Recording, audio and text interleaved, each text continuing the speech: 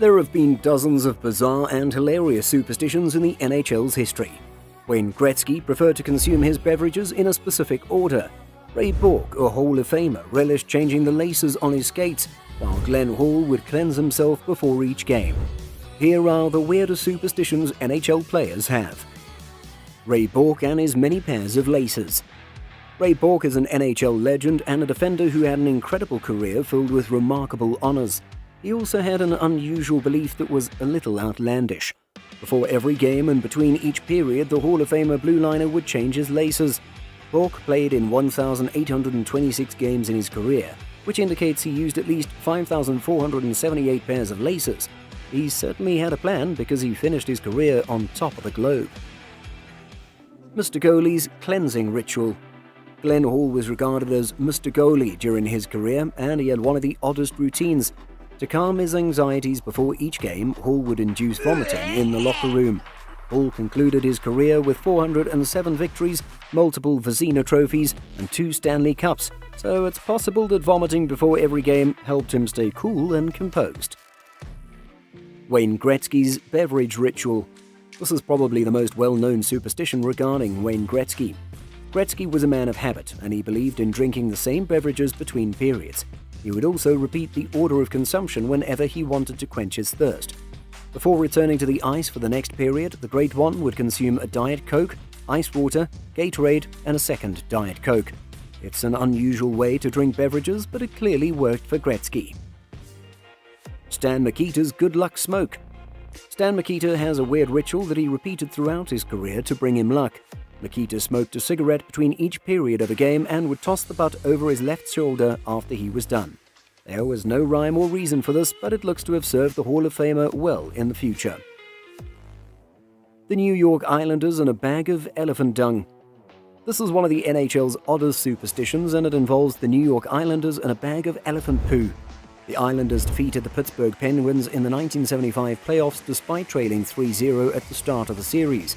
For good luck, the Islanders carried a bag of elephant dung during their last series against the New York Rangers.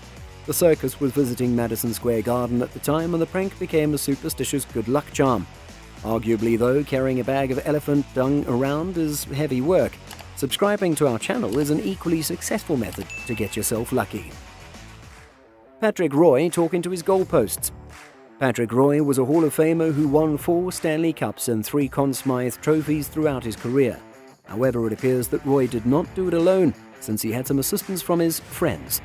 Roy had the bizarre custom of chatting up the iron bars that he stood between each game, and he believed it improved his game.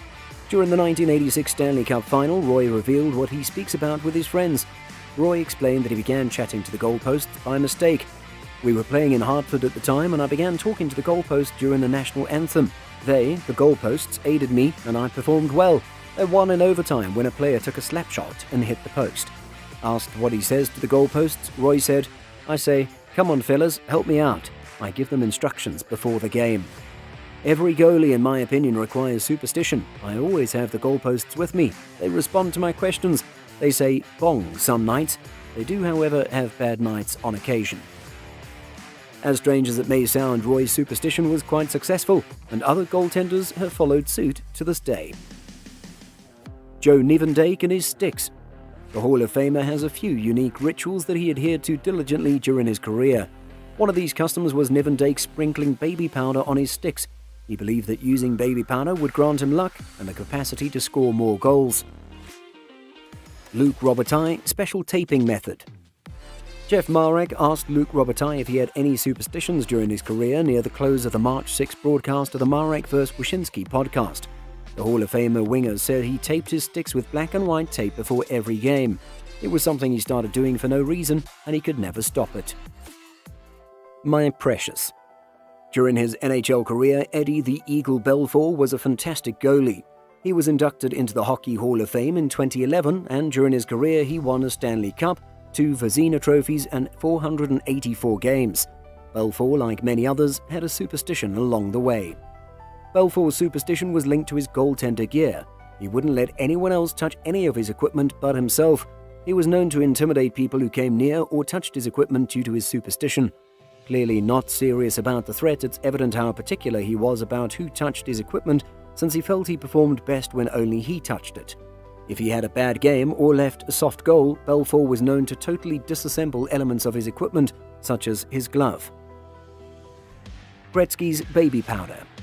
Apparently being the best requires multiple superstitions, as another one of Wayne Gretzky's many superstitions was rubbing baby powder to his stick before games.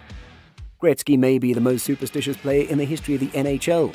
Does this imply that superstitions are beneficial? No, I would say. They didn't injure the Great One, however. In addition to using baby powder, he refused to have his hair cut while on the road. When he did have it trimmed, his team lost badly. He always put on his gear in a certain order. His bottom half is from left to right, while his top half is from right to left. He would purposefully miss his first shot on the net wide, right during warm-ups. It's difficult to argue with these strange traditions when Gretzky has 4 Stanley Cups, several trophies, 2,857 career points, and a seat in the Hall of Fame. Keep your hands off the hardware. The choice teams confront after winning either the Eastern or Western Conference Finals is one of the most well-known superstitions in NHL history. When presented with either the Prince of Wales Trophy or the Clarence S. Campbell Bowl, the victorious team must choose whether or not to touch the trophy. Players think that getting or touching the conference trophy is a bad omen and reduces a team's chances of winning the Stanley Cup. However, this does not appear to be the case throughout NHL history, as teams that choose to touch a conference trophy go on to win the Stanley Cup around 50% of the time. Crosby and the Pittsburgh Penguins chose not to touch the Prince of Wales Trophy in 2008, and they lost in the Stanley Cup final. Crosby elected to accept the trophy a year later, and the Penguins went on to win the Stanley Cup. We've talked about multiple superstitions in this video. If you want to know if they work or not, maybe click on this video to know about the best players in NHL history. Here's a hint. Lots of today's names are in that video.